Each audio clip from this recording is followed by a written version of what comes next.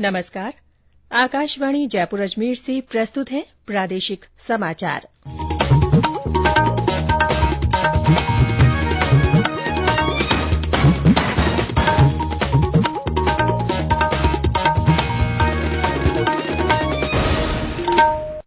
मुख्य समाचार।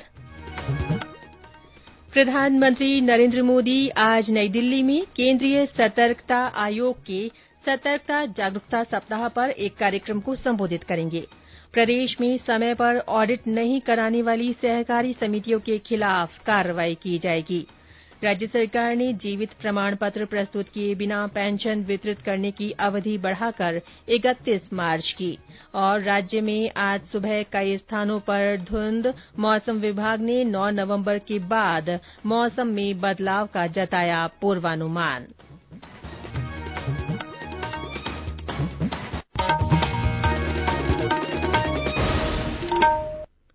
समाचारों के साथ मैं रितिका गुप्ता और अब समाचार विस्तार से।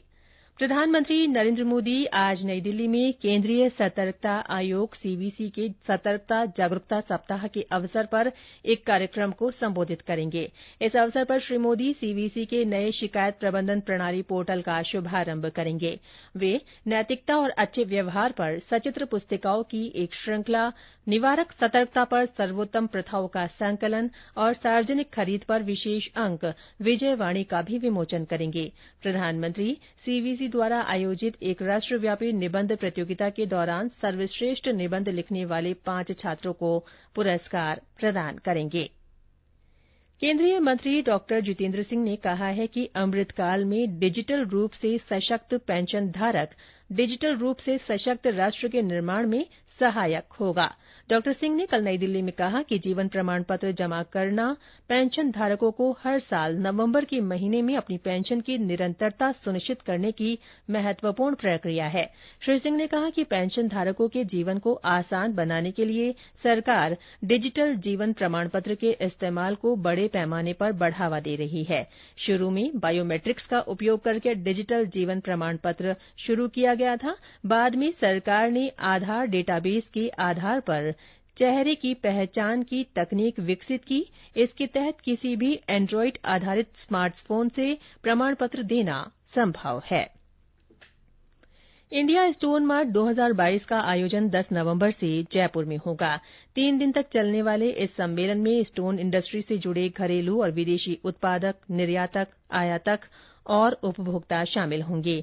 उद्योग विभाग की अतिरिक्त मुख्य सचिव वीनू गुप्ता ने कल बताया कि इसका आयोजन centre for development of stones CDOS द्वारा किया जा रहा है। श्रीमती गुप्ता ने बताया कि इंडिया स्टोन मार्ट 2022 विश्व भर के उपभोक्ताओं के बीच अपने उत्पादों, सेवाओं और ब्रांड छवि को बढ़ावा देने के लिए प्रदर्शकों को एक आदर्श मंच प्रदान करेगा। साथ ही उनके व्यापार के दायरे और संभावनाओं को बढ़ाने के लिए व्यावसायिक संबंध और नेटवर्किंग स्थापित करने का अवसर देगा। रेलवे के मानसिक रोग विशेषज्ञों का 2 दिवसीय सम्मेलन 12 नवंबर को जयपुर में शुरू होगा। इस सम्मेलन में 200 से अधिक मनोरोग और नशा मुक्ति विशेषज्ञ भाग लेंगे। उत्तर पश्चिम रेलवे के मुख्य जनसंपर्क अधिकारी कैप्टन शशि किरण ने बताया कि महाप्रबंधक विजय कुमार शर्मा ने first annual conference of Indian railway psychiatrist conference की विवरणिका का विमोचन कर कॉन्फ्रेंस की विधिवत शुरुआत की। कैप्टन शशि किरण ने बताया कि इस कॉन्फ्रेंस में कोविड महामारी के दौरान और बाद में लोगों की मानसिक स्वास्थ्य पर पड़ रहे विपरीत प्रभाव के लक्षण और रोकथाम, अकेलेपन की वजह से उत्पन्न हुई कई मानसिक परेशानियां, मोबाइल या इंटरनेट या स्क्रीन का अत्यधिक प्रयोग, अवसाद, तनाव और नशे की लत जैसे विषयों पर चर्चा की जाएगी। प्रदेश में समय पर ऑडिट नहीं कराने वाली सहकारी समितियों के खिलाफ कार्रवाई की जाएगी। कल जयपुर के सहकार भवन में आयोजित एक बैठक को संबोधित करते हुए सहकारिता विभाग की रजिस्ट्रार मेघराज सिंह रत्नू ने अधिकारियों को सहकारी समितियों की ऑडिट पर विशेष ध्यान देने के निर्देश दिए। उन्होंने कहा कि बायलॉज का उल्लंघन करने वाली हाउसिंग सोसायटियों के खिलाफ कार्रवाई के लिए एक मैकेनिज्म तैयार किया जाए ताकि धोखाधड़ी जैसी संभावनाओं को समाप्त किया जा सके। ये समाचार आकाशवाणी जयपुर अजमेर से प्रसारित किए जा रहे हैं। राज्य सरकार ने जीवित प्रमाण पत्र प्रस्तुत किए बिना पेंशन वितरित किए जाने की अवधि 30 नवंबर से बढ़ाकर अगले वर्ष 31 मार्च कर दी है। पेंशन और पेंशनर्स कल्याण निदेशालय के निदेशक संजय सोलंकी ने बताया कि अब राज्य के पेंशनर्स या पारिवारिक पेंशनर्स 31 मार्च 2023 या मोबाइल ऐप तैयार होने तक जो भी पहले हो बिना जीवित प्रमाण पत्र प्रस्तुत किए अपनी पेंशन प्राप्त कर सकते हैं। राजस्थान लोक सेवा आयोग आरपीएससी ने वन टाइम रजिस्ट्रेशन में संशोधन का दोबारा अवसर दिया है। 5 नवंबर से 14 नवंबर तक अभ्यर्थी अपने नाम, पिता का नाम, जन्म दिनांक और अन्य जानकारी में संशोधन कर सकेंगे।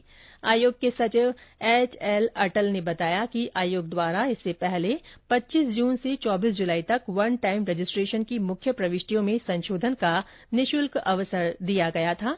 इसके बाद भी रजिस्ट्रेशन की मुख्य प्रविष्टियों में संशोधन के अभ्यावेदन प्राप्त हो रहे हैं। इसे देखते हुए आयोग ने रजिस्ट्रेशन में संशोधन का सशुल्क अवसर दिया है।